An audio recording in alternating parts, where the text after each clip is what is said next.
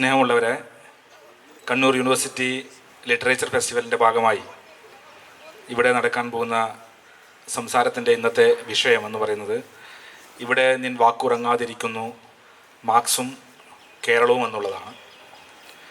ഇതിൻ്റെ സംഘാടകർ ഇത്തരമൊരു വിഷയം തിരഞ്ഞെടുത്തതിൻ്റെ പശ്ചാത്തലമായി ഞാൻ മനസ്സിലാക്കുന്നത് കേരളത്തിലുള്ള നിലനിൽക്കുന്ന മാർക്സിസത്തിൻ്റെ സ്വാധീനവും അതിൻ്റെ ഒരു ചരിത്രവും അത് വളർന്നതും അതിൻ്റെ വികാസവുമെല്ലാം ഏത് വിധേനയാണ് എന്ന് വളരെ ചുരുക്കത്തിൽ വിദ്യാർത്ഥികൾക്ക് മനസ്സിലാക്കാൻ ഒരു അവസരമെന്ന നിലയിലാണ് ഇന്നിവിടെ ഈ വിഷയം സംസാരിക്കുന്നതിന് വേണ്ടി എത്തിയിട്ടുള്ളത് പ്രമുഖ ചരിത്രകാരൻ കൂടിയായിട്ടുള്ള ഡോക്ടർ KN ഗണേഷ് സാറാണ്. അദ്ദേഹത്തെ നിറഞ്ഞ സ്നേഹത്തോടെ ആദ്യമായി സ്വാഗതം ചെയ്യുകയാണ്. അദ്ദേഹം ഒരു ചരിത്രകാരൻ മാത്രമല്ല, കേരളത്തിലെ ഏറ്റവും അറിയപ്പെടുന്ന ഒരു മാർക്സിസ്റ്റ് സൈദ്ധാന്തികൻ കൂടിയാണ്. ആ നിലയിൽ ഒരു മാർക്സിസത്തിൽ ഉള്ള സൈദ്ധാന്തിക അറിവും ചരിത്രകാരൻ എന്ന നിലയിൽ കേരള ചരിത്രത്തിലുള്ള അറിവും എല്ലാം ഇന്ന് ഈ വിഷയം ഇവിടെ സംസാരിക്കാൻ അദ്ദേഹത്തെ കൂടുതൽ അനുയോജ്യനാക്കുന്നു എന്നാണ് ഞാൻ കരുതുന്നത്. ഒരു 40 മിനിറ്റ് കൊണ്ട് ഈ പരിപാടി അവസാനിപ്പിക്കണമെന്നാണ് സംഘാടകർ അറിയിച്ചത്. അതുകൊണ്ട്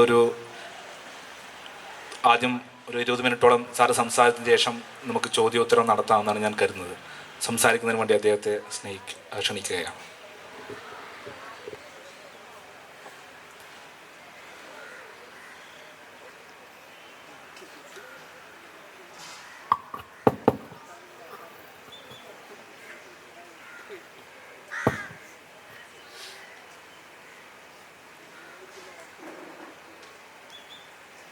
എനിക്ക് തോന്നുന്നു ലിറ്റററി ഫെസ്റ്റിവൽ എന്നുള്ള നിലയിൽ മാർക്സിസത്തെ കുറിച്ചൊരു ചർച്ച ഒരുപക്ഷെ ഒരു അനാവശ്യമാണെന്ന് ഒരുപാട് ആളുകൾ കരുതുന്നു എന്നുള്ളതാണ് എൻ്റെ ഒരു സംശയം. അത് ശരിയാണോ എന്നെനിക്കറിഞ്ഞുകൂടാ. കാരണം നമുക്ക് ധാരാളം മറ്റു വിഷയങ്ങൾ ചർച്ച ചെയ്യാനുള്ളത് കൊണ്ട് തന്നെ ഇത്തരത്തിലുള്ള ഒരു ചർച്ച അപ്രസക്തമാണെന്ന് കരുതുന്നവർ ധാരാളം പേരുണ്ടാവും. എന്നെ സംബന്ധിച്ചിടത്തോളം ഞാനിവിടെ ഒരു ചെറിയൊരു പ്രമേയം അവതരിപ്പിച്ചിട്ട് നമുക്കൊരു പറ്റുന്ന രീതിയിലൊരു ചർച്ച നടത്താമെന്നാണ് ഞാനിവിടെ കരുതുന്നത്. അതിൽ എൻ്റെ ഒരു പ്രമേയ അവതരണം ഇങ്ങനെയാണ്. കേരളത്തിലെ ഇന്നത്തെ ഒരു മധ്യവർഗ ഇടത്തരക്കാരുടെ നിലപാട് തറകളിൽ നിന്ന് മാർക്സിസം അപ്രത്യക്ഷമാകും. ഇതാണ് എനിക്ക് ആദ്യം തന്നെ അവതരിപ്പിക്കാനുള്ള ഒരു പ്രമേയം. കാരണം ഇതിന് പല കാരണങ്ങളുണ്ടാവാം. പക്ഷെ കാരണങ്ങൾ പറയുന്നതിന് മുമ്പായിട്ട് 2-3 കാര്യങ്ങൾ ആദ്യം തന്നെ ഒന്ന് സൂചിപ്പിക്കേണ്ടതുണ്ട്. അതിലൊന്ന്, മാർക്സിസം യഥാർത്ഥത്തിൽ ഒരു 100 കൊല്ലങ്ങൾക്ക് മുമ്പ് ഏതെങ്കിലും തരത്തിലുള്ള ഒരു വിപ്ലവ സാഹചര്യങ്ങളിലോ മറ്റോ അല്ല കേരളത്തിൽ ഉണ്ടായത്.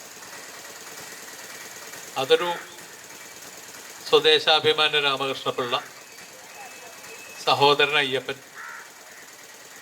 തുടങ്ങി നിരവധി ആളുകൾ മറ്റ് ലോക സാഹിത്യകാരന്മാരെയും രാഷ്ട്രീയ പ്രവർത്തകരെയും കുറിച്ച് എഴുതുന്ന ലേഖനങ്ങളുടെയും ഒക്കെ തന്നെ പശ്ചാത്തലത്തിൽ കാറൽ മാർക്സ് എന്ന് പറയുന്ന ഒരാളെക്കുറിച്ച് ഒരു ലേഖനം പരമ്പര എഴുതുകയും അത് പ്രത്യേകിച്ച് ആത്മപോഷിണി എന്ന് പറയുന്ന ഒരു മാസികയിൽ സ്വദേശാഭിമാനി രാമകൃഷ്ണപിള്ള എഴുതിയ ഒരു ലേഖന പരമ്പരയിലൂടെയാണ് നമുക്ക് മാർക്സിനെ കുറിച്ചും സോഷ്യലിസം എന്ന് പറയുന്നതിനെ കുറിച്ചുമുള്ള ആദ്യത്തെ ഒരു പരമ്പര ഉണ്ടാകും.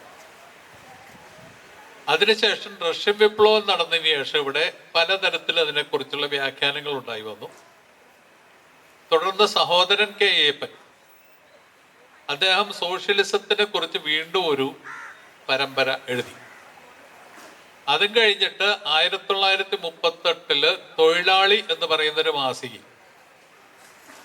അവിടെ വെച്ച് പേരെഴുതാതെ പേരറിയാത്ത ഒരാൾ സോഷ്യലിസത്തിന്റെ ഘടന എന്നുള്ള രീതിയിൽ ലേഖന പരമ്പര എഴുതി. പിന്നീട് അത് എഴുതിയ ആൾ കെ രാമദാസ് എന്ന് പറയുന്ന ഒരാളായിരുന്നു എന്നാണ് തെളിയിക്കപ്പെട്ടത്. കെ രാമദാസ് എന്ന് പറയുന്ന ആള് അത് ചേന്ദമംഗലത്തെ പോക്കറികൾ എന്ന് വിളിക്കപ്പെട്ടിരുന്ന 3 പേർ. അതിലൊരാള് പി കേശവദേവ്, രണ്ടാമത്തെ കടാമംഗലം പപ്പുക്കുട്ടി, മൂന്നാമത്തെ കെ രാമദാസ്. ഈ 3 പേരിൽ ഒരാളായിരുന്നു രാമദാസ്. അങ്ങനെ വരുമ്പോൾ ഇദ്ദേഹത്തിന്റെ ലേഖന പരമ്പരയാണ് ഒരു മാർക്സിസത്തെ കുറിച്ചുള്ള ഒരു കൃത്യമായ ആദ്യത്തെ ലേഖന പരമ്പര.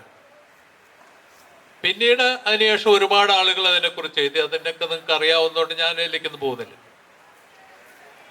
ഈ ഒരു പശ്ചാത്തലത്തിൽ നിന്നുകൊണ്ട് നിരവധി പേരുടെ ഇടയിൽ ഒരാളെ കുറിച്ച് അവതരിപ്പിക്കുന്ന അല്ലെങ്കിൽ ഒരു പ്രത്യേക ഒരു സാമൂഹ്യ രൂപത്തെക്കുറിച്ച് അവതരിപ്പിക്കുന്ന ഒരു കാഴ്ചപ്പാടുകളുടെ ഇടയിൽ എങ്ങനെയാണ് മാർക്സിസത്തിന് ഒരു പ്രസക്തി അല്ലെങ്കിൽ പ്രശസ്തി ലഭിച്ചത് കേരളത്തിൽ എന്നുള്ള ചോദ്യത്തിന്റെ ഉത്തരമായിട്ട് ഞാൻ കാണുന്നത് ഇവിടുത്തെ ബുദ്ധിജീവികളുടെയോ സാഹിത്യകാരന്മാരുടെയോ, ഞാൻ പറയുന്ന സാഹിത്യകാരന്മാരുടെ ഒന്നും സംഭാവനകളെ വെട്ടിക്കുറച്ചിട്ടൊന്നുമല്ല ഞാൻ സംസാരിക്കുന്നത്, സാഹിത്യകാരന്മാരുടെയോ സംഭാവനയല്ല അതിൻ്റെ പുറകിലുണ്ടായത്.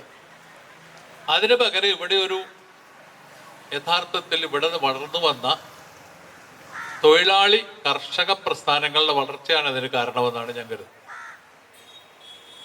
ഒരു വിപ്ലവ പ്രസ്ഥാനം എന്ന് പറയുന്ന ഒരു പ്രസ്ഥാനത്തിന്റെ വളർച്ച, അത് പുതിയ സമൂഹ രൂപങ്ങളെ കുറിച്ചുള്ള ധാരണകൾ സൃഷ്ടിക്കുകയും അത്തരത്തിലുള്ള ധാരണകൾ എന്ന് പറയുന്നത് സാധാരണ ജനങ്ങളിലേക്ക് കടത്തിവിടുകയും ഒരു പുതിയ സമൂഹം എന്ന് പറയുന്നത് എന്താണ് എന്നുള്ളതിനെ കുറിച്ച് ഒരുപക്ഷെ ഈ പറയുന്ന പോലെയുള്ള ഒരു ബൗദ്ധികമായ ആശയവ്യക്തതയൊന്നും ഉണ്ടാവണമെന്നില്ലെങ്കിലും അത്തരത്തിലുള്ള ഒരു സമൂഹം ആവശ്യമാണ് എന്നുള്ളൊരു തോന്നൽ എല്ലാവർക്കും ഉണ്ടാവുകയും ആ സമൂഹം എന്ന് പറയുന്നത് സ്ഥിതിസമത്വത്തിന്റെ അടിസ്ഥാനത്തിൽ സാമൂഹ്യമായിട്ടുള്ള ഉൽപാദന ബന്ധങ്ങളുടെ അടിസ്ഥാനത്തിൽ എല്ലാവർക്കും തുല്യമായ അവസരങ്ങൾ ലഭിക്കുന്നതുമായിട്ടുള്ളൊരു സമൂഹമാകണം എന്നുള്ള ധാരണ വളർന്നു വരികയും ചെയ്ത ഒരു പശ്ചാത്തലത്തിൽ, ആ പശ്ചാത്തലത്തിൽ നിന്നുകൊണ്ടാണ് ആളുകൾ മാർക്സിസത്തെ അതിനുള്ള ഒരു ആശയ സംഹിതയായി അംഗീകരിച്ചത്. അപ്പോൾ ഒരർത്ഥത്തിൽ പറഞ്ഞാൽ മൂവ്മെന്റ് ഒരു തിയറിയെ സൃഷ്ടിക്കുന്നു എന്നുള്ളതിന് നല്ലൊരു ഉദാഹരണമാണ്. നമ്മളിവിടെ ഒരു മൂവ്മെന്റ് എന്ന് പറയുന്നത് ഉണ്ടായി വരുന്നു, തൊഴിലാളി പ്രസ്ഥാനങ്ങൾ ഉണ്ടായി വരുന്നു, കൃഷിക്കാരുടെ പ്രസ്ഥാനങ്ങൾ ഉണ്ടായി വരുന്നു, സാധാരണക്കാരുടെ പ്രസ്ഥാനങ്ങൾ ഉണ്ടായി വരുന്നു, യുവാക്കളുടെ ഉണ്ടായി വരുന്നു, സ്ത്രീകളുടെ ഉണ്ടായി വരുന്നു. ഇത്തരത്തിലുള്ള നിരവധി പ്രസ്ഥാനങ്ങൾ വളർന്നു വരുമ്പോൾ അവർക്കെല്ലാവർക്കും കൂടി അവർക്കൊക്കെ സ്വീകാര്യമായ ഒരടിസ്ഥാന തത്വസംഹിത എന്നുള്ളത് അംഗീകരിക്കപ്പെടും. അതിൻ്റെ ഒരുപക്ഷെ ഡീറ്റെയിൽസും അതിൻ്റെ ഇന്നത്തെ ഒരു ബൗദ്ധികമായ, ഇവിടെ പറഞ്ഞ പോലെ എന്നെ ഇവിടെ അവതരിപ്പിച്ച പോലെ സൈദ്ധാന്തികമായ ഒരു സംഭവമൊന്നും ഈ പറയുന്ന ആളുകൾക്കൊന്നും അറിയണമെന്ന് വലിയ നിർബന്ധമൊന്നുമില്ല. പക്ഷെ അവർക്ക് അറിയേണ്ടുന്നൊരു കാര്യം, നമ്മളുടെ സമരങ്ങൾ ഒരു പ്രത്യേക ദിശയിലാണ്, ആ ബോധ്യമാണ് അവരെ നയിച്ചത്. ആ നയിച്ചതാണ് കയ്യൂർ സഖാക്കളെ കൊണ്ട് ഇൻകുലാബ് സിന്ദാബാദ് വിളിപ്പിച്ചത് അവസാനം. അപ്പൊ അങ്ങനെ വരുന്ന ഒരു മൂവ്മെന്റിന്റെ ഒരു ബോധ്യമാണ് യഥാർത്ഥത്തിൽ മാർക്സിസത്തെ കേരളത്തിലേക്ക് കൊണ്ടുവന്നത് എന്നുള്ളതാണ് നമ്മളിവിടെ അറിയേണ്ട ഒരു കാര്യം. അതിന്റെ ഭാഗമായിട്ട് വളർന്നു വന്ന ഇവിടുത്തെ ഇടത്തരക്കാരായിട്ടുള്ള ബുദ്ധിജീവികൾ, നമ്മളിന്ന് മാർക്സിസ്റ്റുകാരെന്ന് പറയുന്ന ആളുകൾ, അവര് പലരും ഒരർത്ഥത്തിൽ പറഞ്ഞാൽ ഡീക്ലാസ് ചെയ്യാണ് ഉണ്ടായത്, അപവർഗീകരിക്കപ്പെടുകയാണ് ഉണ്ടായത്. അവരുടെ വർഗ പാരമ്പര്യങ്ങളിൽ നിന്ന് മാറി നിന്നുകൊണ്ട് ക്രമേണ അവര് തൊഴിൽ പറയുന്ന പുതിയ മൂവ്മെന്റിനോടൊപ്പം ചേരുകയാണ് അവർ ചെയ്യുന്നത്. ഉദാഹരണത്തിന് തിരൂർക്കാരൻ ഒരു ഇടത്തരം കുടുംബത്തിൽ ജനിച്ച് കോഴിക്കോട് സാമൂതിരി കോളേജിൽ പഠിച്ചിട്ട് അതിനുശേഷം കാശി വിദ്യാപീഠത്തിൽ പോയിട്ട് സംസ്കൃതം പഠിച്ച കെ ദാമോദരൻ എന്ന് പറയുന്നതാണ്. അവിടെ ഓംകാർനാഥ് ശാസ്ത്രി എന്ന് പറയുന്ന ഒരാളുടെ പ്രേരണയാൽ കമ്മ്യൂണിസ്റ്റുകാരനായിട്ട് മാറുകയും തിരിച്ചു വന്ന് കമ്മ്യൂണിസം പ്രചരിപ്പിക്കുകയും ചെയ്യണമെന്നുണ്ടെങ്കിൽ അതിന്റെ പിന്നിൽ കിടക്കുന്ന ഒരു തത്വശാസ്ത്രം എന്ന് പറയുന്നത് തത്വശാസ്ത്രമല്ല, അത് ഇവിടുത്തെ മൂവ്മെന്റ്. അതുപോലെ തന്നെയാണ് ഇ എം ശങ്കരൻ നമ്പൂതിരിപ്പാടിനെ അദ്ദേഹത്തെ കമ്മ്യൂണിസ്റ്റുകാരനാക്കിയതും അത് തന്നെയാണ്. എം എസ് ദേവദാസ് എന്ന് പറയുന്ന ഒരാളെ സിംഗപ്പൂരിൽ പോയിട്ട് ഒരു തൊഴിലായിട്ട് ഒരു മാഷായിട്ട് ജോലി ചെയ്തിട്ട് തിരിച്ചു വന്നിട്ട് മാർക്സിസ്റ്റ് അയാൾ തിരിച്ചു വരണമെന്നുണ്ടെങ്കിൽ അതിന്റെ പുറകെ കിടന്നത് ഇത് തന്നെയാണ്. അങ്ങനെ വരുമ്പോൾ ഇത്തരത്തിൽ നടക്കുന്ന ഡീക്ലാസിഫിക്കേഷൻ നടന്നത് ഈ മൂവ്മെന്റ് വളർന്നു വന്നുകൊണ്ടാണ്, അല്ലാതെ മാർക്സിസ്റ്റ് പ്രത്യയശാസ്ത്രത്തിന്റെ ഉദാത്ത സീമകളിലേക്ക് കേരളത്തിലെ ബുദ്ധിജീവി കടന്നുപോയതുകൊണ്ടല്ല.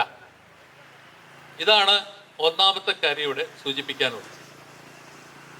എന്ന് മാത്രമല്ല, ആ സമയത്ത് ഞാനിവിടെ ഒരു ഉദാഹരണം മാത്രം പറയാണ്.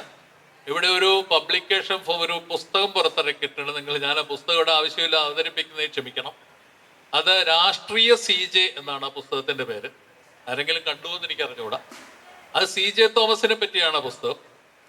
ആ രാഷ്ട്രീയ CJ എന്ന് പറയുന്ന ഇവൻ എൻ്റെ പ്രിയ CJ എന്ന് പറയുന്ന റോസി തോമസിന്റെ പുസ്തകത്തിന്റെ തുടർച്ചയാണ്. ആ പുസ്തകത്തിന്റെ അതിന്റെ ബ്ലർബ് പറയുന്നത് ഇന്ത്യയിൽ ഉണ്ടാക്കിയിട്ടുള്ള സാർവദേശീയവും ഇന്ത്യയിൽ നടന്നിട്ടുള്ള കമ്മ്യൂണിസ്റ്റുകാരുടെ ആശയ സംഹിതകളിലെ സംവാദങ്ങളെ പരിചയപ്പെടുത്തുന്ന പുസ്തകമാണ്. ഈ സംവാദങ്ങളിലൂടെ കടന്നുപോയിട്ടുള്ള ആളുകളാണ് കേരളത്തിലുള്ള മാർക്സിസ്റ്റ്.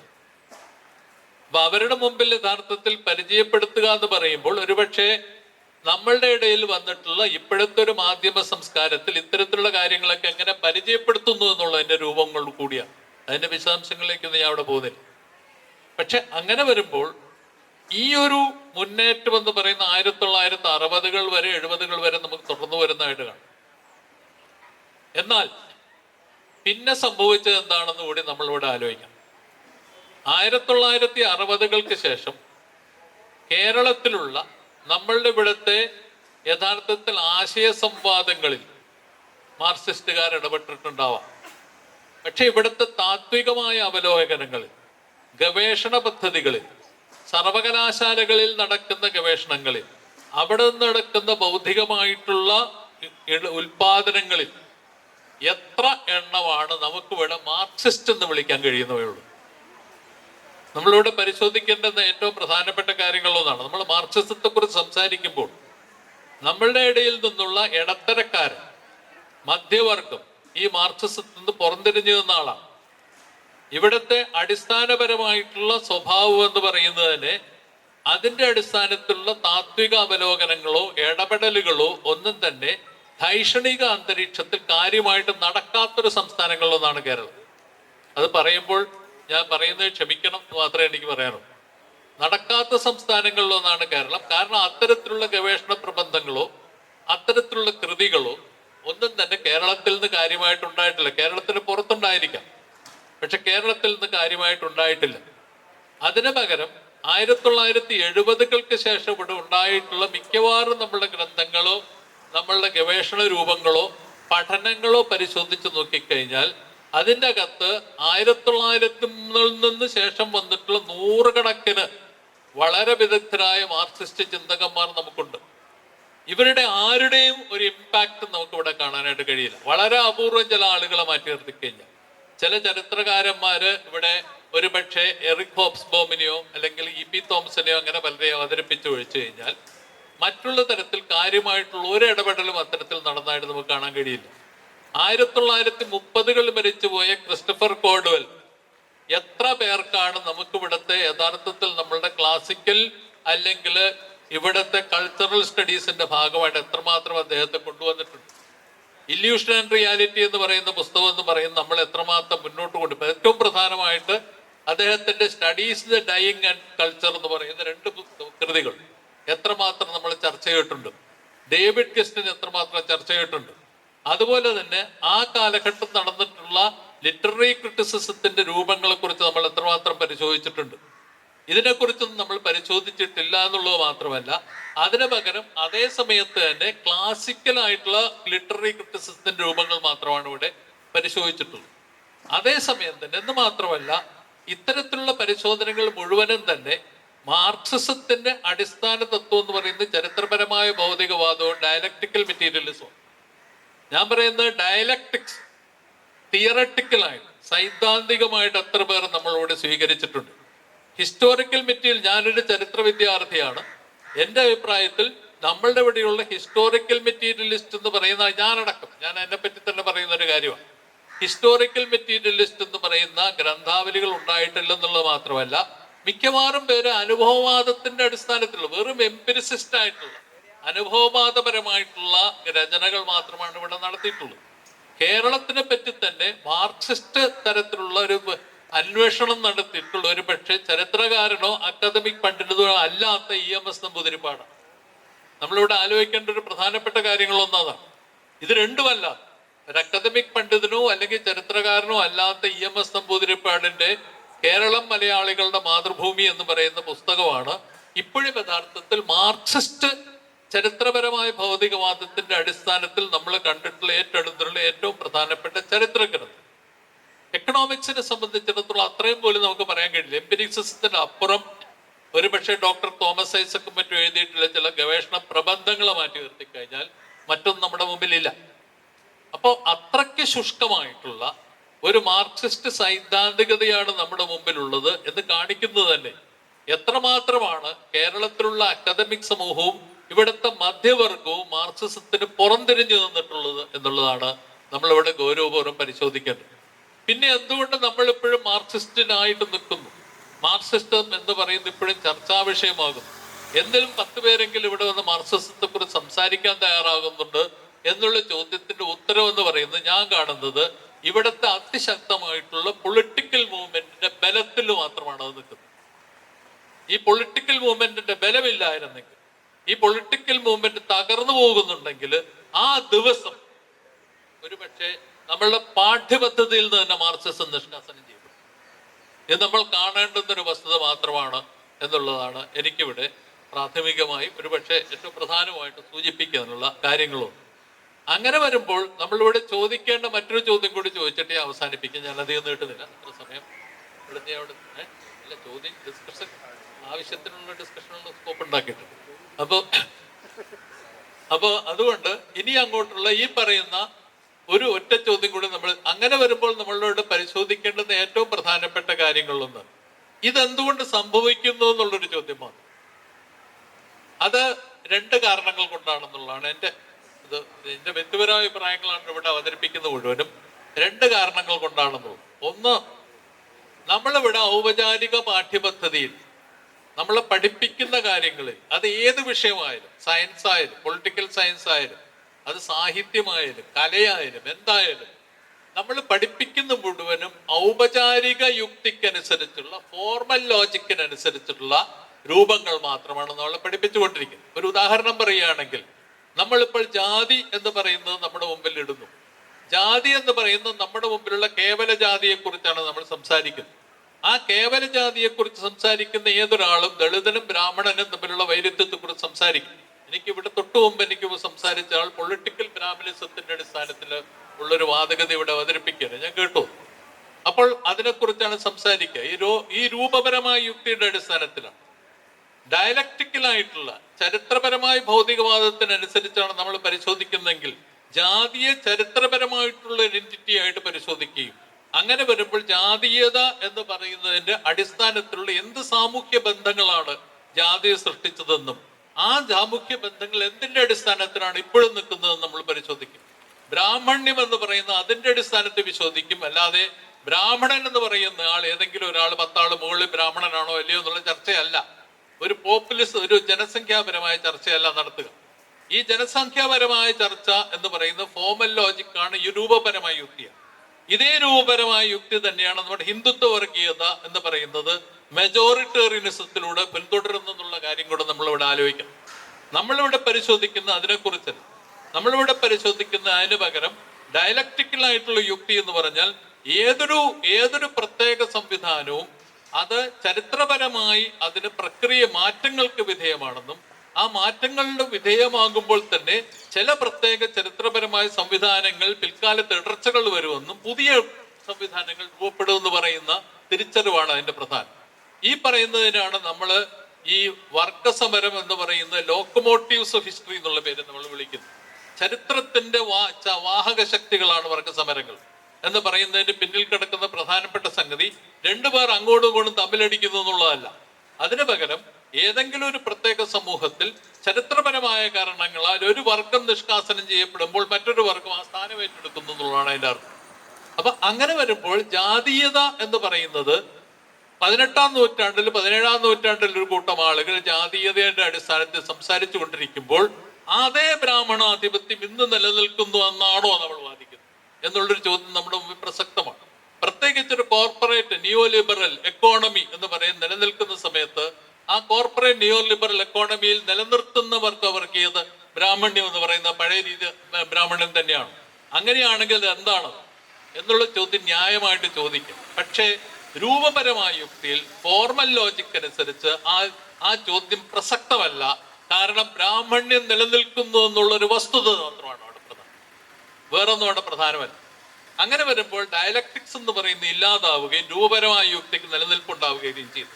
അങ്ങനെ വരുമ്പോൾ ബ്രാഹ്മണനെതിരായിട്ട് ദളിതൻ എന്ന് പറയുന്ന ആൾ രംഗത്ത് വരുന്നു. അത്തരത്തിൽ പൂർണ്ണമായി ഫോർമലായിട്ടുള്ള യുക്തിക്കനുസരിച്ച് സംസാരിക്കുകയും വെറും ലിബറൽ ആയിട്ട് നിന്നുകൊണ്ട് വർത്തമാനം പറയുകയും ചെയ്തിട്ടുള്ള വളരെ വളരെ ഏറ്റവും പ്രധാനപ്പെട്ട ബുദ്ധിജീവിയും പണ്ഡിതനുമായിരുന്ന BR അംബേദ്കറിനെ, വെറും ലിബറലിനെ നമ്മൾ മാർക്സുമായിട്ട് കൂട്ടിയോജിപ്പിച്ചിട്ട് പുതിയ സിദ്ധാന്തത്തിന് വേണ്ടി ശ്രമിക്കും. കാരണം ഈ ലിബറൽ എന്ന് പറയുന്ന ആളുടെ ലിബറൽ യുക്തിയും മറ്റാളുടെ ഡയലക്ടിക്കൽ യുക്തിയും തമ്മിൽ പൊരുത്തപ്പെടുന്നില്ല എന്നുള്ള വസ്തുത പോലും നമ്മുടെ തലയിൽ ഉണ്ടാവുന്നില്ല. ഇതൊക്കെ കാണിക്കുന്നൊരു പ്രധാനപ്പെട്ട പ്രശ്നം എന്ന് പറഞ്ഞാൽ എങ്ങനെയാണ് നമ്മൾ അറിഞ്ഞോ അറിയാതെയോ ഈ പറയുന്ന രൂപപരമായ യുക്തിയുടെ അടിമകളായി മാറുന്നത് എന്നുള്ളതിൻ്റെ ഒരു സൂചനയാണ് ഞാൻ ഇവിടെ പറഞ്ഞത്. ഇത് ഞാൻ പറഞ്ഞത് മനസ്സിലാവുന്നുണ്ടോ എന്ന് എനിക്ക് അറിഞ്ഞുകൂടാ. കാരണം ഈ ഡയലക്ടിക്സ് എന്താണെന്ന് പലപ്പോഴും ഇനി വേറെ ക്ലാസ് എടുക്കേണ്ടി അതിലേക്ക് ഞാൻ കിടക്കുന്നില്ല. അതിപ്പോൾ പറയാനുള്ള സമയവും നമുക്ക് നമ്മുടെ മുമ്പിൽ. അങ്ങനെ വരുമ്പോൾ ഇതാണ് പ്രധാനപ്പെട്ട പ്രശ്നം. രണ്ടാമത്തെ ഒരു പ്രധാനപ്പെട്ട പ്രശ്നം എന്ന് പറയുന്നത് നമ്മളുടെ ഇടയിലുള്ള പൊളിറ്റിക്കൽ ആക്ടിവിസത്തിന്റെയും പ്രശ്നം അതിൻ്റെ അകത്തുണ്ട്. പൊളിറ്റിക്കൽ ആക്ടിവിസ്റ്റുകൾ അല്ലെങ്കിൽ നമ്മളുടെ ഇടയിലുള്ള ധാരാളം ചെറുപ്പക്കാരുണ്ട്. നമ്മളൊക്കെ അടങ്ങുന്ന ധാരാളം ഞാനല്ല, നിങ്ങളൊക്കെ അടങ്ങുന്ന ധാരാളം ചെറുപ്പക്കാരുണ്ട്. ഈ ധാരാളം ചെറുപ്പക്കാരുടെ ഇടയിൽ നിന്ന് അവരുടെ ഇടയിൽ നിന്ന് വളർന്നു വരേണ്ടുന്ന ഒരു ബോധ്യം എന്ന് പറയുന്നത് ഈ പറയുന്ന ഡയലക്ടിക്സിനെ അതിനെ യഥാർത്ഥത്തിൽ തിരിച്ചറിഞ്ഞുകൊണ്ട് രൂപപരമായ യുക്തിയെ ചെറുത്തു നിൽക്കാനും ഇന്നത്തെ മധ്യവർഗ പ്രവണതകളെ ചെറുത്തു തോൽപ്പിക്കാനുള്ള ആയുധമായി ഉപയോഗിക്കുക എന്നുള്ളത് നമുക്ക് എത്രമാത്രം കഴിയുന്നുണ്ടെന്നുള്ള ചോദ്യം. എത്രമാത്രം അങ്ങനെ മുന്നോട്ട് പോകാനുള്ള സാധ്യതകളുടെ എത്രമാത്രം അത് കഴിയുന്നുണ്ട്, നമ്മളെ കൊണ്ട് എന്തുകൊണ്ട് സാധിക്കുന്നില്ല. മാർക്സിസത്തെ അംഗീകരിക്കുന്ന ഒരു സമൂഹത്തിൽ അത് ഒരു പക്ഷെ CPM നിലനിൽക്കുന്നുണ്ടാവാം, CPI നിലനിൽക്കുന്നുണ്ടാവാം, ഇവരെല്ലാം നിലനിൽക്കൊണ്ടാവാം. മാർക്സിസത്തെ ഔപചാരിക തലത്തിലെങ്കിലും അംഗീകരിക്കുന്ന ഒരു സമൂഹത്തിൽ അതിന്റെ അകത്തുള്ള ഡയലക്ടിക്സ് ഉപയോഗിച്ചുകൊണ്ട് എന്തുകൊണ്ട് ഹിന്ദുത്വ വർഗീയത അടക്കമുള്ള രൂപപരമായിട്ടുള്ള രീതികളെ ചോദ്യം ചെയ്യാനായിട്ട് നമ്മളെ കൊണ്ട് സാധിക്കുന്നില്ല എന്നുള്ള പ്രശ്നമുണ്ട്. അവിടെയൊക്കെ തന്നെ മാർക്സിസം എന്ന് പറയുന്നത് നമ്മളുടെ മുമ്പിൽ യഥാർത്ഥത്തിൽ ഗൗരവപരമായ ഒരു സൈദ്ധാന്തിക രൂപമായി വളർന്നു വന്നിട്ടില്ല എന്നുള്ളത് തന്നെയാണ് അത് കാണിക്കുന്നത്. നമുക്ക് കേവലമായിട്ടുള്ള യുക്തിക്കാണ് നമുക്ക് സൗകര്യം. അതുകൊണ്ട് നമ്മൾ എപ്പോഴും അതിനുവേണ്ടി ശ്രമിക്കും, മറ്റതിനു വേണ്ടി ശ്രമിക്കില്ല. ഇത് നമ്മളുടെ ഏറ്റവും പ്രധാനപ്പെട്ട ദൗർബല്യമായി മാറിക്കൊണ്ടിരിക്കുകയാണ്. അത് ഏറ്റവും പ്രകടമായിട്ട് കാണുന്നത് നമ്മളുടെ അക്കാദമിക് സമൂഹത്തിലാണ്. അക്കാദമിക് സമൂഹത്തിൽ അതുകൊണ്ട് തന്നെ നമുക്കറിയാം ഈ മേൽപ്പറഞ്ഞ രീതിയിലുള്ള കൾച്ചറൽ പൊളിറ്റിക്സിന് അതിൽ കിട്ടുന്ന ആധിപത്യം, സാംസ്കാരിക മാർക്സിസം എന്ന് പറയുന്നത് അങ്ങനെ എന്താ സാധനം എന്ന് എനിക്കിതുവരെ മനസ്സിലായിട്ടില്ല. അത് മോഹൻ ഭഗവത്താണ് അങ്ങനെ ഒരു വാക്ക് ഉപയോഗിച്ചത്. അപ്പൊ അങ്ങനെ ഒരു വാക്കുണ്ടെന്നാണ് എൻ്റെ ധാരണ. ഈ സാംസ്കാരിക മാർക്സിസം എന്ന് പറയുന്ന ഒരു സാധനം, ഈ സാംസ്കാരിക മാർക്സിസത്തോടൊപ്പം വരുന്നൊരു സാംസ്കാരിക രാഷ്ട്രീയം, അതിനോടൊപ്പം നിൽക്കുന്നൊരു സ്വത്ത് രാഷ്ട്രീയം, ഇതെല്ലാം കൂടി ചേർന്ന് ആധിപത്യം ചെലുത്തുന്ന ഒരു മധ്യവർഗ സമൂഹമാണ് നമ്മുടെ മുമ്പിൽ ഉള്ളത് എന്നുള്ളതാണ് നിങ്ങളുടെ ശ്രദ്ധയപ്പെടുത്താനാണ് ആഗ്രഹിക്കുന്നത്. ഒറ്റക്കാര്യം കൂടി അതുകൂടി പറഞ്ഞ് അവസാനിപ്പിക്കും. ഒരു വിചിത്രമായിട്ടുള്ള ഒരു പ്രവണത കൂടിയെ കാണുന്നു. ആ വിചിത്രമായിട്ടുള്ള പ്രവണത എന്ന് പറഞ്ഞാൽ ആർക്കൊക്കെ ഇതിൽ ചില വേവലാതികൾ തോന്നി തുടങ്ങിയിട്ടുണ്ടെന്നുള്ളതാണ് എൻ്റെ ധാരണ. ഇങ്ങനെ പോകുന്നത് എന്തോ ശരിയല്ല എന്നുള്ളൊരു വേവലാതികളൊക്കെ തോന്നി തുടങ്ങിയിട്ടുണ്ട്. അതുകൊണ്ട് അവര് എന്ത് ചെയ്യുന്നു, ജൈവമായി ഗ്രൗണ്ട് ചെയ്യാൻ ശ്രമിക്കും. ഇത് പോകുന്നത് ശരിയല്ല തോന്നൽ കൊണ്ടായിരിക്കും ജൈവമായി ഗ്രൗണ്ട് ചെയ്യാൻ ശ്രമിക്കുമ്പോൾ കേരളത്തിലെ മധ്യവർഗത്തിന്റെ പ്രധാനപ്പെട്ട വ്യവഹാര ഭാഷ ലൈംഗികതയെ മാറും. ശരിയാണോ അല്ലയോ എന്നുള്ളത് പരിശോധിക്കണം എന്നുള്ള അവസാനത്തെ ആദ്യം കൂടി പറഞ്ഞ് അവസാനിപ്പിക്കുകയാണ്. ബാക്കി ചർച്ചയ്ക്ക് മാഷ് ഇവിടെ ഉയർത്തിയ പ്രധാനപ്പെട്ട ഒരു വിമർശനം എന്ന് പറയുന്നത് മാർക്സിസം കേരളത്തിൽ മധ്യവർഗത്തിനിടയിൽ നിലവിലതിന് സ്വാധീനമില്ല എന്നും മറിച്ച് അത് കേരളത്തിലെ ഒരു പൊളിറ്റിക്കൽ മൂവ്മെൻറ്റിനകത്ത് വർഗരാഷ്ട്രീയത്തിനുള്ള സ്വാധീനം കൊണ്ട് മാത്രം നിലനിൽക്കുന്ന ഒന്നാണോ എന്നുള്ളതാണ്. ഓഡിയൻസിലേക്ക് പോകുന്നതിന് മുമ്പ് മാഷിനോട് ചോദിക്കാനുള്ള ഒരു ചോദ്യം, മാഷ് ഇത് പറഞ്ഞതുകൊണ്ട് ഇതുമായി ബന്ധപ്പെട്ടൊരു ചോദ്യം ചോദിക്കാനുള്ളത്, പൊതുവെ മാർക്സിസത്തെ നമ്മൾ ഒരു പ്രയോഗത്തിൻ്റെ സിദ്ധാന്തമായിട്ടാണ് മനസ്സിലാക്കുന്നത്. മാഷ് തന്നെ നേരത്തെ പറഞ്ഞു, ഒരു പ്രായോഗികമായ പ്രവർത്തനത്തിൻ്റെ അനുഭവത്തിലാണ് കേരളത്തിലും മാർക്സിസം സ്വാധീനം നേടിയിട്ടുള്ളത് എന്ന്. നമ്മളിപ്പോൾ കേരളത്തിലാണെങ്കിൽ ഏതാണ്ട് ഒരു 70-80 വർഷത്തെ മാർക്സിസ്റ്റ് രാഷ്ട്രീയത്തിൻ്റെ ചരിത്രം, ഇപ്പോൾ 1912 സ്വതാസ്വാമി രാമകൃഷ്ണപിള്ള എഴുതിയത് വെച്ചത് മാർക്സിനെ നമ്മൾ മനസ്സിലാക്കാൻ ശ്രമിക്കുന്നതാണെങ്കിൽ ഏതാണ്ട് 100 വർഷത്തെ അല്ലെങ്കിൽ 110 വർഷത്തെ പരിചയം നമുക്ക് മാർക്സിന് ഉണ്ട്. പക്ഷേ മറ്റ് രാജ്യങ്ങളിൽ, ഇപ്പോൾ സോവിയറ്റ് റഷ്യയിലാണെങ്കിൽ മാർക്സിസത്തെ വികസിപ്പിച്ചത് അതിൻ്റെ പ്രായോഗികമായി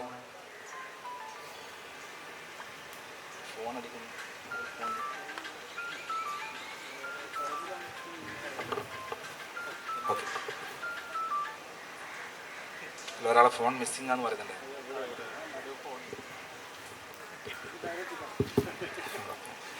അപ്പോൾ ഈ സോവിയറ്റ് റഷ്യയിലാണെങ്കിൽ മാർക്സിസ്റ്റ് സിദ്ധാന്തത്തെ വികസിപ്പിച്ചത് ലെനിനാണ്, അവിടുത്തെ പ്രായോഗികമായ അനുഭവത്തിൻ്റെ പുറത്ത്. ഇപ്പോൾ ചൈനയിലാണെങ്കിൽ ഒരു വളരെ അങ്ങേയറ്റം പിന്നോക്കമായ രാജ്യത്ത് മാർക്സിസത്തിൻ്റെ അറിവിനെ പ്രായോഗിക അനുഭവത്തിൻ്റെ പശ്ചാത്തലത്തിൽ മാർക്സിസത്തിൻ്റെ അറിവിൻ്റെ സഞ്ചയത്തിലേക്ക് ചൈനയുടെ പശ്ചാത്തലത്തിൽ അതിനെ വികസിപ്പിക്കാൻ വേണ്ടി കഴിഞ്ഞിട്ടുണ്ട്. പക്ഷേ കേരളത്തെ സംബന്ധിച്ചിടത്തോളം ആണെങ്കിൽ ലോകത്ത് തന്നെ മാർക്സിസത്തിൻ്റെതായ പുതിയ പരീക്ഷണങ്ങൾ നടത്തിയ ഒരു പ്രദേശമായിരുന്നിട്ട് കൂടി ഒരു മാർക്സിസത്തിൻ്റെ ഒരു തിയറിറ്റിക്കൽ ബോഡിയിലേക്ക് കേരളത്തിൻ്റെ മാഷിപ്പോൾ പ്രതിസ്ഥാനത്ത് നിർത്തുന്നത് അക്കാഡമിക് ആൾക്കാരാണെങ്കിലും ഇപ്പോൾ ഞാൻ പറഞ്ഞ രണ്ടുപേരും അക്കാഡമിക് ആൾക്കാരല്ല. അവരുടെ പ്രായോഗികമായ മാർക്സിസ്റ്റ് സൈദ്ധാന്തികരാണെങ്കിൽ കൂടി ഒരു മാർക്സിസ്റ്റ് രാഷ്ട്രീയത്തിൻ്റെ പ്രവർത്തകരാണ്.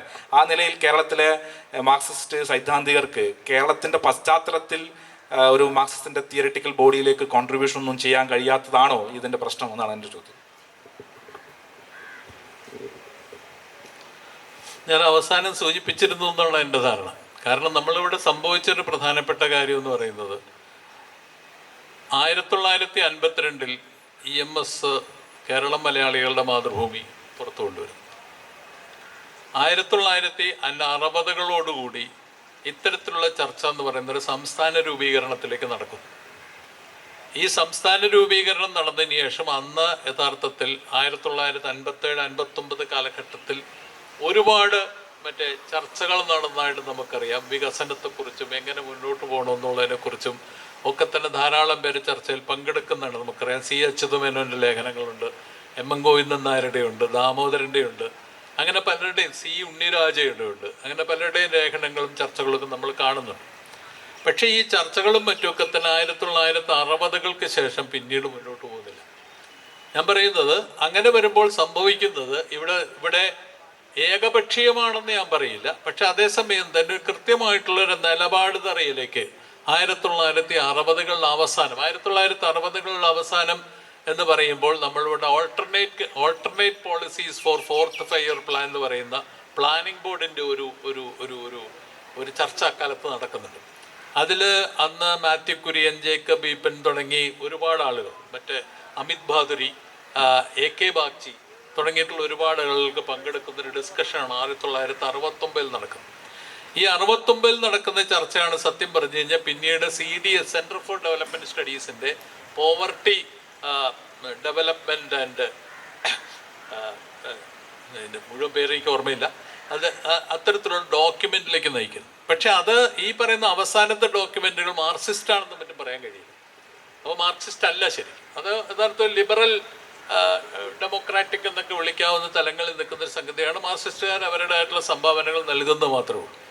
പക്ഷേ നമുക്കിവിടെ പിന്നീട് 1980കളിലാണ് മുമ്പ് പറഞ്ഞ പോലെ തോമസ് ഐസക്കിൻ്റെയും ആ സമയത്തുണ്ടായി വരുന്ന ആ കാലത്തെ ചില പ്രധാനപ്പെട്ട എന്ന് പറഞ്ഞാൽ അതിൻ്റെയൊക്കെ ഫലമായിട്ടാണ് 1994 കേരള പഠന കോൺഗ്രസ് ഉണ്ടാവുന്നത്. അതിൻ്റെ പശ്ചാത്തലത്തിൽ നിന്നുകൊണ്ട് അന്ന് നടത്തിയിട്ടുള്ള വികസന സംബന്ധിയായ, പ്രത്യേകിച്ച് ശ്രീധരൻ, തോമസ് ഐസക് തുടങ്ങിയവരുടെയൊക്കെ തന്നെ വികസന സംബന്ധിയായിട്ടുള്ള ചർച്ചകളുടെ പുറത്താണ്. ഇവിടെ നമ്മളുടെ ഒരു പ്രശ്നം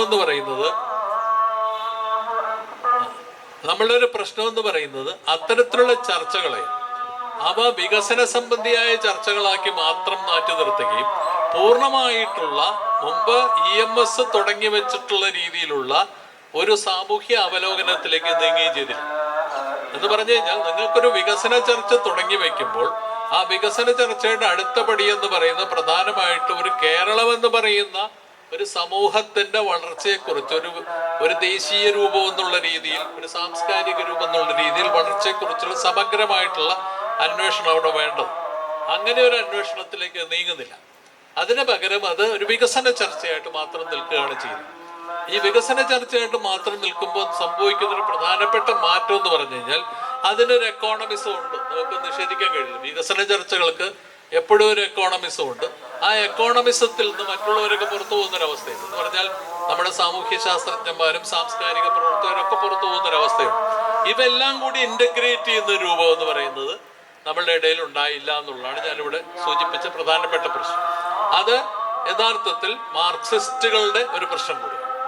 അതിവിടുത്തെ മാർക്സിസ്റ്റുകൾ എല്ലാം കൂടി ചെയ്തുണ്ടാക്കേണ്ട ഒരു കാര്യമായിരുന്നു, നടന്നില്ല. അതാണ് വേണ്ടി ചൂണ്ടിക്കാണിച്ചത്. ഓഡിയൻസ്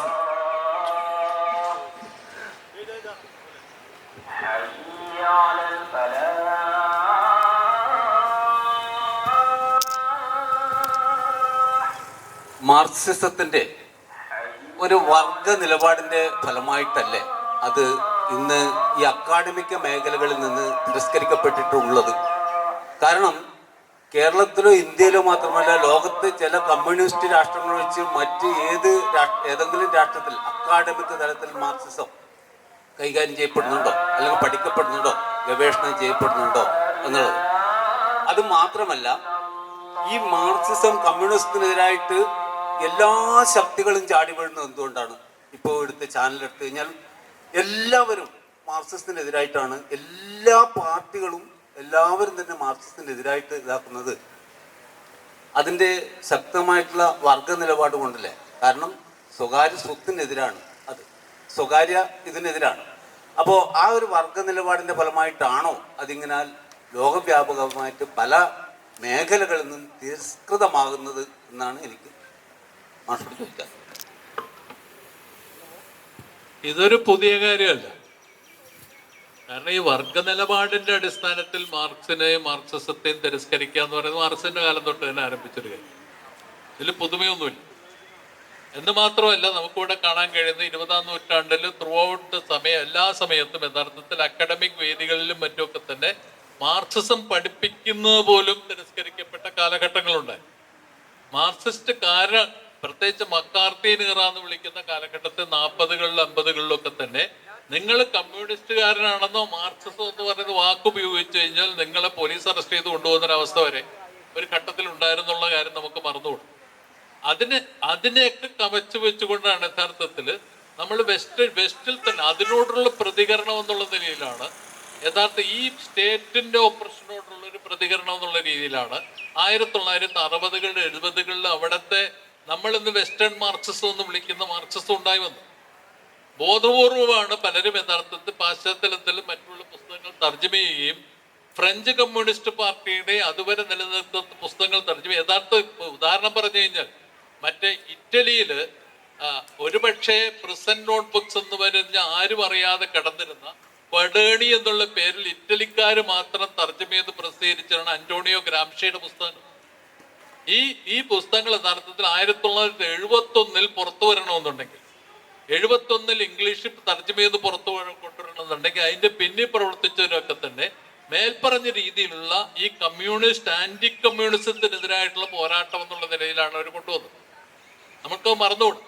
എന്ന് മാത്രമല്ല 70-കളിലും ഒക്കെ തന്നെ വിയറ്റ്നാം വാറിന്റെയും അതുപോലെയുള്ള വാറുകളുടെയൊക്കെ പശ്ചാത്തലത്തിൽ നിന്നുകൊണ്ടുള്ള പുതിയ ചെറുപ്പക്കാരാണ് യഥാർത്ഥത്തിൽ അവിടുത്തെ മാർക്സിസത്തെ സൃഷ്ടിച്ചുകൊണ്ടുവന്നത്. രണ്ടാമത് അപ്പൊ ഇതൊക്കെ സാധ്യമാണ്. ഒരു മുതലാളിത്ത സമൂഹത്തിന്റെ അകത്തും നിങ്ങൾക്ക് അക്കാഡമിക് തലത്തിൽ പ്രവർത്തിക്കുന്ന ഒരാൾക്ക് അവർക്ക് മേൽപ്പറഞ്ഞ രീതിയിലുള്ള അടിച്ചമർത്തലുകളൊക്കെ ഉണ്ടായാലും അതിനെ പ്രതിരോധിച്ച് നിൽക്കാൻ സാധ്യമാണ്.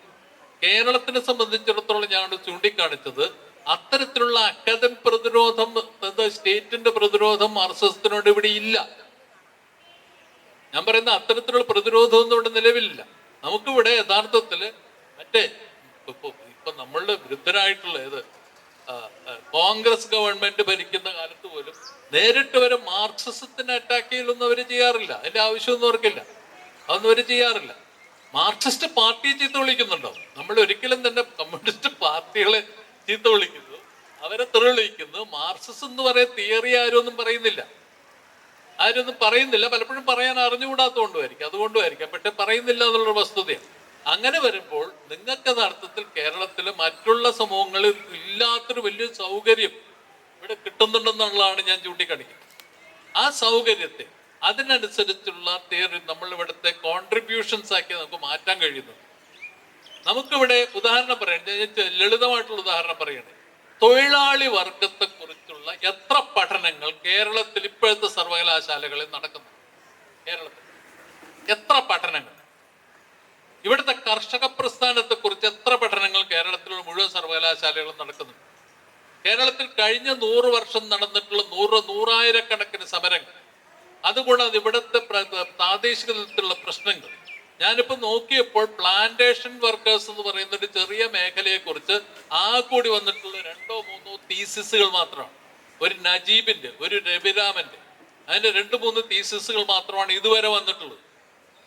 അപ്പൊ ഇത്രയും ശുഷ്കമായിട്ട് നമ്മളുടെ ഇവിടുത്തെ ഇത് മാറണമെന്നാണ്. അതിന്റെ കാരണം എന്താണ്? അതിന്റെ കാരണം എന്ന് പറയുന്നത് ഇവിടുത്തെ അക്കാഡമിക് സമൂഹം ഇതിനോട് പുറംതിരിഞ്ഞു നിൽക്കുന്നുണ്ട്. അവരതിന് പകരം പൂർണ്ണമായി സാംസ്കാരിക രാഷ്ട്രീയം മാത്രമായിട്ട് ഇതിനെ കാണുന്നുണ്ടല്ലോ. കൾച്ചറൽ പൊളിറ്റിക്സിന്റെ അടിസ്ഥാനത്തിൽ മാത്രം ഒരു പക്ഷെ ഒരു ലെഫ്റ്റ് ലിബറലിസം എന്ന് പറയുന്ന സാധനമല്ലേ ഇപ്പൊ ഡോമിനന്റ് ആയിട്ട്. അതിന്റെ ഭാഗമായിട്ടല്ലേ സാംസ്കാരിക രാഷ്ട്രീയത്തിന് ഇത്രയധികം പ്രാധാന്യം ഇവിടെ കിട്ടുന്നു? നമ്മൾ ചോദിക്കേണ്ട ചോദ്യങ്ങളാണ്. നമ്മൾ എന്തുകൊണ്ട് സാധിക്കുന്നില്ല? ഇതുവരെ നമ്മളുടെ ഇവിടുത്തെ പാഠ്യപദ്ധതിയിൽ പോലും നമുക്ക് കാര്യമായ മാറ്റങ്ങളൊന്നും വരുത്താൻ കഴിഞ്ഞിട്ടില്ല. എന്ത് മാറ്റമാണ് നമ്മൾ കാര്യം? പൊളിറ്റിക്കൽ എക്കോണമി ക്യാപിറ്റലിസം എന്ന് പറയുന്ന ഒരു പേപ്പർ എക്കണോമിക്സ് ഡിപ്പാർട്ട്മെന്റിൽ ഇൻട്രൊഡ്യൂസ് ചെയ്ത് പിൻവലിക്കപ്പെട്ടു. കാലിക്കറ്റ് യൂണിവേഴ്സിറ്റി അത് പിൻവലിക്കപ്പെട്ടു. എന്തുകൊണ്ട്?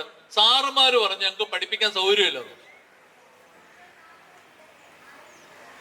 ഈ അവസ്ഥ ഞാൻ പറയുന്നത് കേരളത്തിനെ കുറിച്ച് ഞാൻ പറയും. എന്തുകൊണ്ട് അങ്ങനെ സംഭവിക്കുന്നു? അതാണ് ഞാൻ പറയുന്നത്. ആ ഒരു നെഗറ്റീവ് ടെൻഡൻസി ഉണ്ട് എന്ന് മാത്രമേ ഞാനോട് സൂചിപ്പിച്ചു. അടുത്ത ചോദ്യം.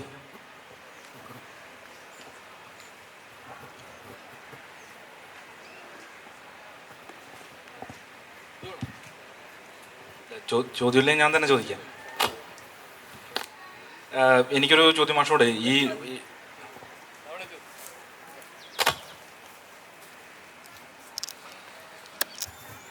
കുറേയധികം ചർച്ച ചെയ്യേണ്ട കുറേ സമയമെടുത്ത് ചർച്ച ചെയ്യേണ്ട ഒരു കാര്യം പറഞ്ഞിട്ടാണ് മാഷ് നിർത്തിയത്.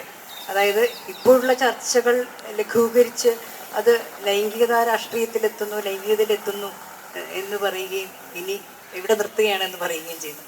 അപ്പോൾ എനിക്ക് തോന്നുന്നു അവിടുന്ന് അങ്ങോട്ടും കൂടി കേൾക്കാൻ നമുക്ക് ആഗ്രഹമുണ്ട്. അപ്പോൾ മാഷ് ചുരുക്കിയിട്ടെങ്കിലും കേരളത്തിലെ ലൈംഗികതയെ സംബന്ധിച്ചിട്ടുള്ള വർത്തമാനങ്ങളിൽ എന്താണ് നടക്കുന്നത് എന്നും ഒരുപക്ഷെ ലിബറൽ ഫെമിനിസത്തെയും അല്ലെങ്കിൽ അതിന് വിരുദ്ധമായുള്ള അതിനെ ഒപ്പോസ് ചെയ്യുന്ന ശക്തികളെയും കുറിച്ച് മാഷ് എന്താണ് കരുതുന്നത്? ലൈംഗികത തുറന്നു പറച്ചിലാണോ പ്രശ്നം, അല്ലെങ്കിൽ ലൈംഗികതയിലുള്ള സമീപനമാണോ പ്രശ്നം? കേരളത്തിലെ ലൈംഗികതയുടെ ഒരു ചരിത്രം എന്തായിരുന്നു? അതിനകത്ത് ഇടതുപക്ഷത്തിന്റെ ഇടപെടൽ എന്തായിരുന്നു? എന്നൊക്കെയുള്ള ഒരുപാട് സംഗതികൾ അതിനകത്ത് ഉണ്ടെന്ന് ഞാൻ വിചാരിക്കുന്നു. അതിലേക്ക് ഏതെങ്കിലും ഒരു സംഗതിയിലേക്കൊന്ന് ഇത്തിരി വെളിച്ചം വീശി സംസാരിച്ചപ്പോൾ.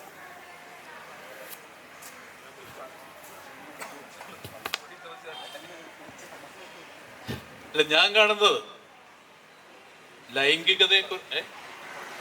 ലൈംഗികതയെക്കുറിച്ചുള്ള ഒരു ചർച്ചയ്ക്ക് ഞാൻ എതിരെയാണ്. അത് വേണ്ട എന്നുമല്ല പറയുന്നത്, അത് വേണമെന്ന് തന്നെയാണ് എൻ്റെ അഭിപ്രായം. തീർച്ചയായിട്ടും കേരളത്തിലെ പോലെയുള്ള ഫ്രിജിഡ് ആയിട്ടുള്ളൊരു സമൂഹത്തിൽ അതിൻ്റെ ആവശ്യമുണ്ട് എന്നുള്ളത് തന്നെയാണ് എൻ്റെ അഭിപ്രായം. ഒരു ഡെമോക്രാറ്റിക് ആയിട്ടുള്ള രൂപത്തിലുള്ള ആ ഡെമോക്രാറ്റിക് മൂവ്മെൻറ്റിൻ്റെ രൂപത്തിലുള്ള ലൈംഗികതയെ സംബന്ധിച്ചുള്ള പ്രസ്ഥാനങ്ങൾ നിലനിൽപ്പിൻ്റെ ആവശ്യമുണ്ടെന്നുള്ളത് തന്നെയാണ് ഞാനിവിടെ പറഞ്ഞു വന്ന വേറൊരു കാര്യം. ഞാൻ അവിടെ പറഞ്ഞു വന്നതെന്ന് വെച്ച് കഴിഞ്ഞാൽ നമ്മളുടെ ഇപ്പോഴത്തെ ഒരു മിഡിൽ ക്ലാസ് ഒരു ടെൻഡൻസി പരിശോധിച്ച് നോക്കിക്കഴിഞ്ഞാൽ ഞാനിപ്പോൾ ഒരു തെറ്റായൊരു ഉദാഹരണമായിരിക്കും ഞാൻ പറയാൻ പോകുന്നത്, പക്ഷെ ക്ഷമിക്കണം. ഞാനിവിടെ രണ്ട് സിനിമകൾ തമ്മിൽ കമ്പയർ ചെയ്യും, കാര്യം മനസ്സിലാക്കാൻ വേണ്ടി വന്നു. ഒന്ന് രാജീവ് രവിയുടെ തുറമുഖം എന്ന് പറയുന്ന സിനിമ, മറ്റൊന്ന് ജിയോ ബേബിയുടെ കാതൽ എന്ന് പറയുന്ന സിനിമ. ഇത് രണ്ടും തമ്മിൽ കമ്പയർ ചെയ്യാനുള്ള കാരണം എന്താണെന്ന് വെച്ചാൽ ഇതിൽ സമാനമായിട്ടുള്ള ഒരുപാട് ഘടകങ്ങൾ രണ്ടിടത്തും. ഞാനിതിൽ സമാനമായിട്ടുള്ള ഒരുപാട് ഘടകങ്ങൾ രണ്ടിടത്തും ലൈംഗികത ചർച്ച ചെയ്യപ്പെടുന്നുണ്ട്, ആരും നിഷേധിക്കാത്ത കാര്യങ്ങളൊന്നാണ്. പക്ഷെ ഒരിടത്ത് നമ്മൾ കാണുന്ന വെച്ചാൽ കൃത്യമായിട്ടുള്ള ലേബറിനെ കേന്ദ്രീകരിച്ചുള്ള ഒരു അടിസ്ഥാനപരമായിട്ടുള്ള ഒരു വ്യവഹാരത്തിന്റെ ഉള്ളിൽ നിന്നുകൊണ്ട് ലൈംഗികത ചർച്ച ചെയ്യാണ് തുറമുഖം എന്ന് പറയുന്ന സിനിമ യഥാർത്ഥത്തിൽ ചെയ്തത്. ആ സിനിമ കേരളത്തിൽ ചർച്ച ചെയ്യപ്പെട്ടില്ല എന്ന് മാത്രമല്ല, അത് ഇഗ്നോർ ചെയ്യപ്പെട്ടു.